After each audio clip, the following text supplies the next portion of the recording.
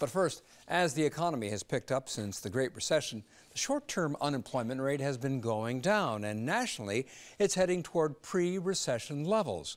Cook County is home to 230,000 unemployed workers, and in Chicago, the 9.6% unemployment rate is 3 points higher than the national rate of 6.6.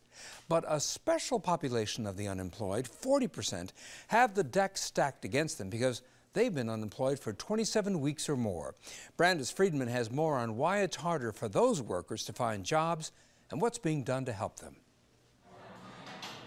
At Cafe Seaton in the Loop, the line is long, but the wait is short. 34-year-old Erica Hall wished the same were true for her job search. After 6 months, I am a little bit frustrated, simply because it's just taking so much time. After losing her job as a government contractor in Florida 6 months ago, Hall was surprised by the lengthy process of finding a new one. Taking a blow to my ego for one. It's a little depressing to not, have income. It's very hard. Unemployed, she moved to Chicago last fall so that she and her son Miles would be closer to her fiance.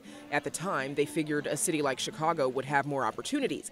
But because of the wait, her son has had to understand that things are different. He's always known Mommy to work, considering I received my master's degree about a year and a half ago. Mommy was also doing homework while he was doing homework.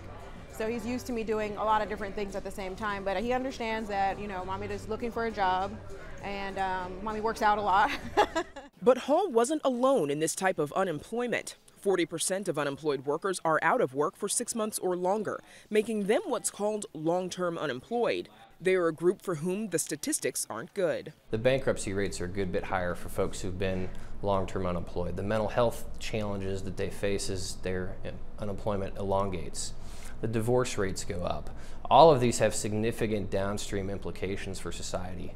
With bankruptcies, divorces, mental health challenges, it turns out actually children's grades go down as their parents have been unemployed, for long periods of time. Patrick Beharelle is the CEO of Seaton Companies, an outsourcing and recruiting firm. We hire over 250,000 people a year, so we make a job offer every 30 seconds. Beharelle knows how easy it is for long-term unemployed workers to become stigmatized. It turns out that folks that have been unemployed for long periods of time have a harder time getting noticed, in part because recruiters, in some cases, will use filters to look for employment gaps and then filter out those resumes. So the first challenge is just getting the interview. Seaton is one of 300 businesses across the country that have committed to a set of best practices to be sure the long-term unemployed don't experience discrimination. The business community has a special obligation to help solve, some of America's most pressing challenges. And the fact is, the government doesn't create many jobs. The government creates conditions for the private sector to create jobs. So the fact is, it's the private sector who does the hiring. Among those practices, ensuring advertising doesn't discourage or discriminate against the unemployed, reviewing screening and recruiting procedures so they don't disadvantage applicants based on their employment status, and casting a broad net when recruiting. So what is your schedule like this week? It's a cause that's being championed by the public-private partnership Skills for Chicagoland's Future. CEO Marie Lynch says there's more than just the stigma working against job seekers. Technology, while an asset, is also a liability.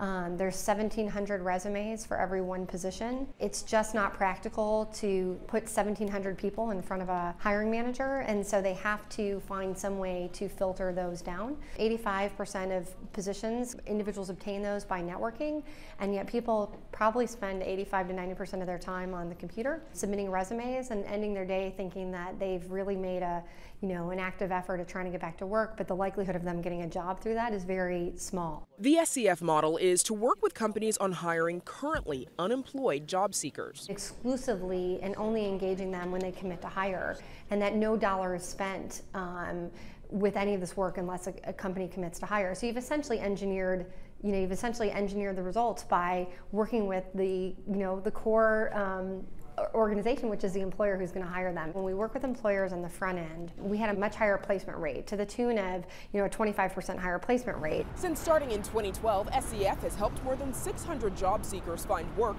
with more in training programs that lead to immediate employment afterwards. Because of its unique model, it was highlighted earlier this year at the White House during a summit on long-term unemployment. Greg said, SCF made me feel relevant again, like I have something to offer.